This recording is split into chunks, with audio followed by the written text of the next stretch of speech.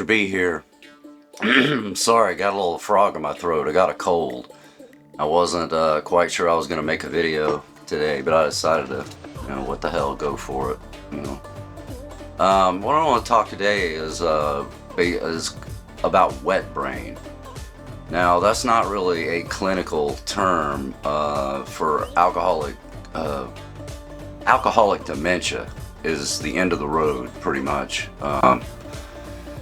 If you don't get treated for this and you don't stop drinking, wet brain is technically called Wernicke-Korsakoff Syndrome,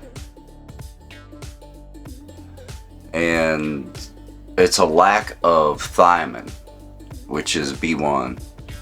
And some of the symptoms of that would be short-term memory loss, a little bit of maybe some uncoordinated ataxia, problems walking straight. Now, that's the beginning part of it. That's Wernicke's encephalopathy. It can progress. If it's not treated immediately, it can progress to Wernicke-Korsakoff Syndrome, or Korsakoff psychosis.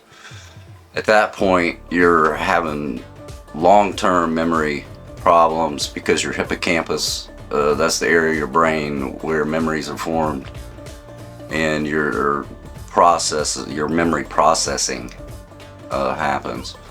You can also suffer from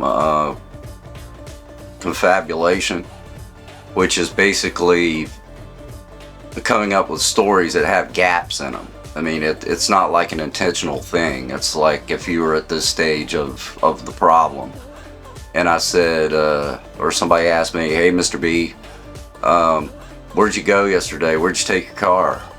"Oh, I went to the store, got some milk, got some wine, got some beer, I got some liquor, and that's what I did. What'd you do?" And then the other person say, "Mr. B, you don't have a driver's license or a car."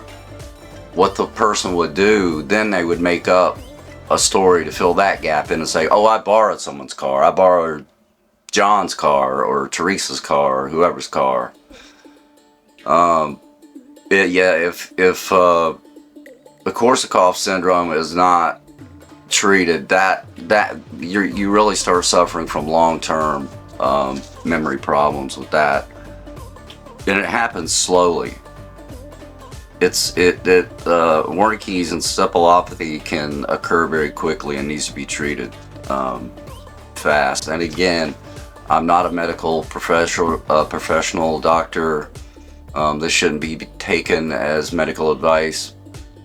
Please see your family practitioner, PA, doctor, nurse practitioner if you're showing any signs of Wernicke's encephalopathy. If you're a heavy drinker and you haven't been getting the nutrition you need, because what will happen a lot of times, patients will go in and they will have alcoholic gastritis, which is basically an erosion of the lining of your stomach, where a lot of nutrients, including thiamine, B1, are absorbed. Also, the ileum is the beginning part of your small intestine.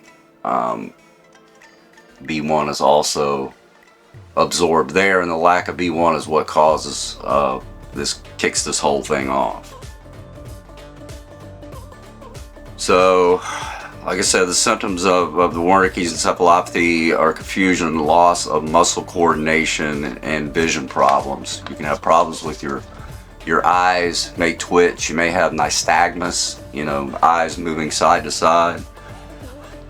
With Wernicke-Korsakoff syndrome, you can have drowsiness, fainting, heart and blood vessel problems, faster heartbeat, tachycardia due to blood vessel changes.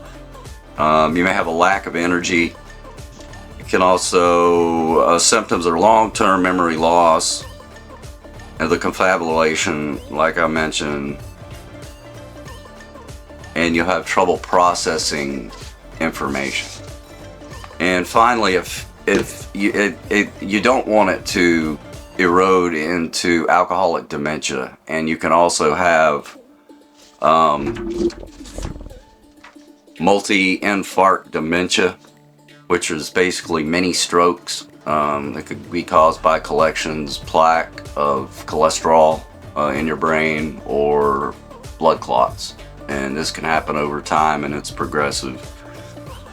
And then it can cause gradual dementia, and then alcoholic dementia. And the main cause, alcohol abuse, poor nutrition, again, lack of B1, thiamine, and also genetics can play a part in this whole thing. So if you just keep drinking, I mean, at some point, you know, you may end up wet-brained. You know, you don't want to be in a vegetative state, because at that point, alcoholic dementia basically mimics Alzheimer's. You may not know where you are, who people are. You won't recognize anyone anymore, and it's just a sad.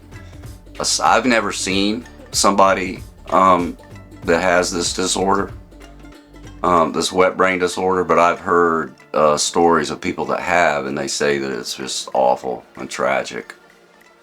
So please, if you're ready to quit drinking, talk to your doctor, all that. If you're showing any signs of encephalopathy, again, contact your doctor. Well, it's good talking to you. If you like the content, please like and subscribe. Hit the bell when you know when some content's coming out. Figured I'd make a little, even though my voice is shot, I need to have a frogonectomy. Somebody please remove it. But you guys take it easy. And as always, stay tuned, and I'll see you later.